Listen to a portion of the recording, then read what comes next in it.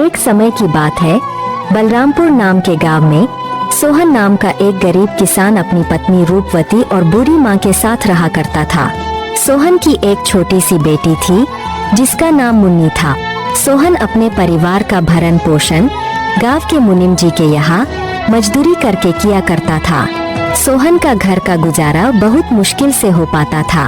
सोहन के पास थोड़ी सी जमीन थी जिस पर रूपवती दिन भर मेहनत करके तरह तरह के फसल उगाती और गांव के बाजार के दिन सब्जियां और फल बेचा करती थी। सारे बलरामपुर वासियों रूपवती से ही सब्जियां और फल खरीदते।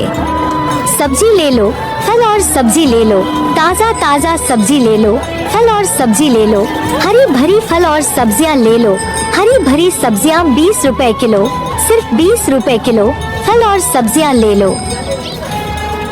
अरे रूपवती कैसी हो? घर में सब ठीक तो है ना? और मुन्नी कैसी है? मदन काका, मैं ठीक हूँ और घर में भी सब ठीक ही हैं और मुन्नी भी बिल्कुल ठीक है। काका और बताओ, आज बाजार कैसे आना हुआ और काकी कहाँ है? क्या बताऊं रूपवती, तुम्हारी काकी किसी काम से दूसरे गांव गई है। इस कारण रसोई का सारा काम मुझे ही करना पड़ रहा है। तो सोचा क्यों ना आज बाजार से सारा सामान लेते चलूं। अच्छा, तो ये बात है मदन काका।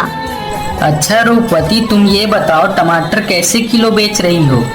रोज की तरह 20 रुपए किलो ही बेच रही हूँ काका। अच्छा ऐसा करो रूपवती, मुझे 1 किलो टमाटर दे दो। क्यों नहीं काका, देती हूँ।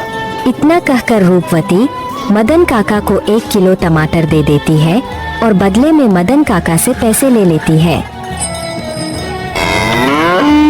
रूपवती के खेत में एक पुराना कुआं भी था जो सालों भर सूखा ही रहता। उस कुएं में एक बूंद पानी भी नहीं था। इस कारण रूपवती दूसरे गांव वालों के कुएं का पानी अपने खेतों की सिंचाई और खेती के लिए इस्तेमाल करती थी। अपने कुएं से पानी लेते देखकर कुएं के मालिक हरिदास को रूपवती से बहुत जलन होती थी। एक दिन जब रूपवती अपने खेतों में मेहनत से काम कर रही थी, तभी वहां कुएं का मालिक हरिदास आता है और रूपवती से कहता है, अरे रूपवती कैसी हो? खेतों का काम कैसा चल रहा है? मैं ठीक हूँ हरिदास चाचा, खेतों का काम भी ठीक ही चल रहा है। मैं यह कह रहा था रूपवती कि मैं तुम्हें बहुत सालों से अपने कुएं का पानी देता आ रहा हूँ।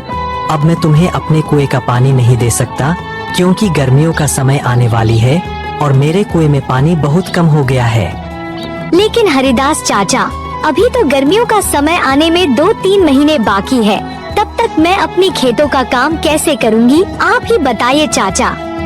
मैं कुछ नहीं जानता रूपवती, यह तुम्हारी दिक्कत है। तुम अपना समझो, मैं तुम्हें अपने कुएं का पानी नहीं दे सकता। यह सुनकर रूपवती मन ही मन बहुत दुखी हो जाती है और घर जाकर अपने पति सोहन को सारी बातें बताती है। यह क्या हो गया भाग्यवान, यह क्या परेशानी आ पड़ी? अब हमारा घर का गुजारा कैसे होगा? आप चिंता ना करो भाग्यवान, ऊपर वाला सब देख रहा है। प्रभु हमारी मदद जरूर करेंगे। अच्छा ठीक है रूपवती, तुम जाकर आराम करो, मैं हरिदास काका से मिलकर आता हूँ।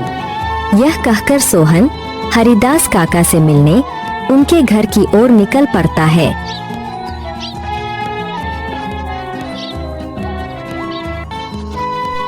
हरिदास काका, अरे ओ हरिदास काका, घर में हो कि नहीं? अरे कौन है भाई, रुको आता हूँ। अरे सोहन तुम हो, मेरे घर कैसे आना हुआ? हरिदास काका, मुझे रूपवती ने बताया कि आपने हमें कुएं का पानी देने से मना कर दिया। हाँ सोहन, यह बात सच है कि मैंने रूपवती को अपने कुएं का पानी लेने के लिए मना कर दिया। ऐसा क्या हो गया हरिदास काका? देखो सोहन, मैं तुम्हें कई सालों से अपने कुएं का पानी देता आ रहा हूँ और इस बार गर्मियों का समय आने वाली है। इस कारण मेरे कुएं का पानी बिल्कुल सूख कर कम हो गया है। अगर मैं तुम्हें अपने कुएं का पानी देता हूँ तो मुझे गर्मियों में बहुत परेशानी होगी। लेकिन हरिदास काका, अभी तो गर्मियाँ आने में 2-3 महीने का समय है, तब तक मेरे खेतों का क्या होगा? मैं कुछ नहीं जानता सोहन, मैंने रूपवती को भी कहा था कि यह तुम्हारी समस्या है। मैं तुम लोगों को अपने कुएं का पानी नहीं दे सकता। सोहन हरिदास काका को कुएं का पानी देने के लिए मनाने का बहुत कोशिश करता है, लेकिन हरिदास नहीं मानता है। फिर सोहन दुखी होकर थक हार के अपने घर की ओर निकल पड़ता है।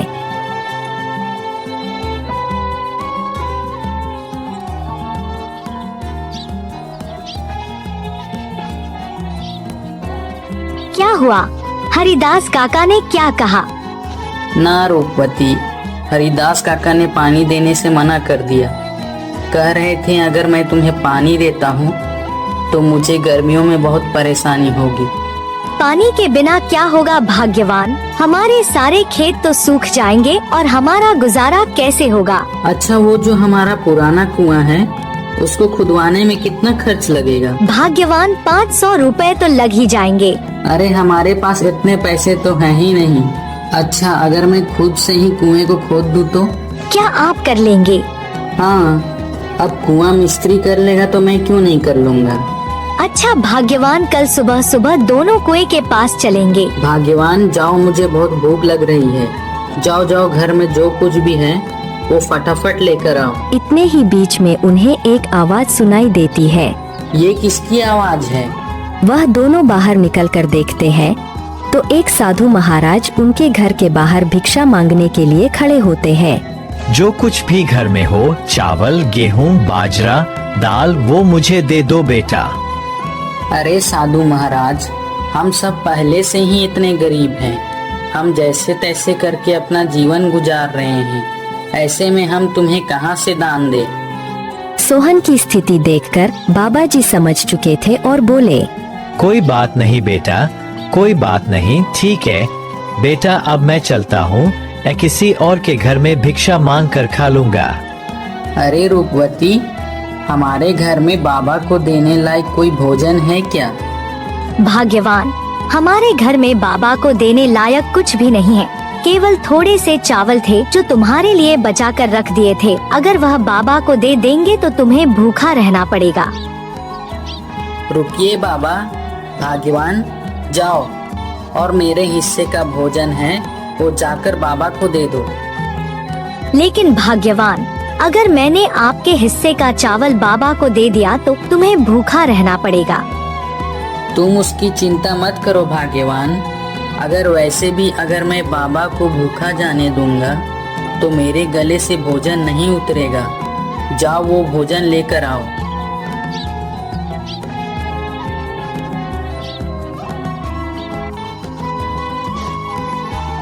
सोहन की पत्नी सोहन के अनुसार सोहन के हिस्से का भोजन बाबा को दे देती है। धन्यवाद बेटा, धन्यवाद। भले ही तेरे अभी बुरे दिन चल रहे हैं, मगर ऊपर वाला सब देख रहा है। वह एक दिन तेरी अवश्य सुनेगा।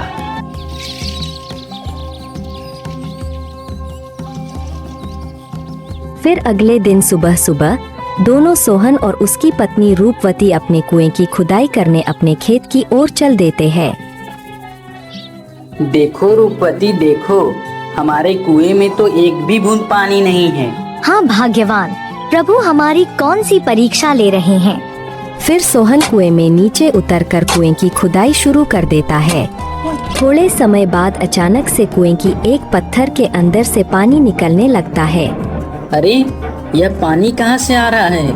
मुझे तो अपनी आंखों पर विश्वास ही नहीं होता। मुझे तो लगता है कि यह सब मेरे अच्छे कर्मों का फल है जो मुझे मिला। भाग्यवान सही कह रही थी और बाबा जी भी सही कह रहे थे कि तुम्हारे कर्मों का फल तुम्हें अवश्य मिलेगा। ऊपर वाले ने मेरी सुन ली। अब मैं इस पानी से मैं अपने खेत की सिंचाई अच्छी तरह से कर सकूंगा। सोहन बहुत खुश हो जाता है और ऊपर जाकर रूपवती से कहता है, भाग्यवान, प्रभु ने हमारी सुन ली। नीचे पत्थर से पानी निकल रहा है। क्या आप सच कह रहे हो भाग्यवान? प्रभु ने हमारी सुन ली। अब हमें खेती करने में कोई परेशानी नहीं होगी। तो दोस्तों, आपने देखा जो अच्छा कर्म करता है उसके साथ हमेशा अच्छा ही होता है।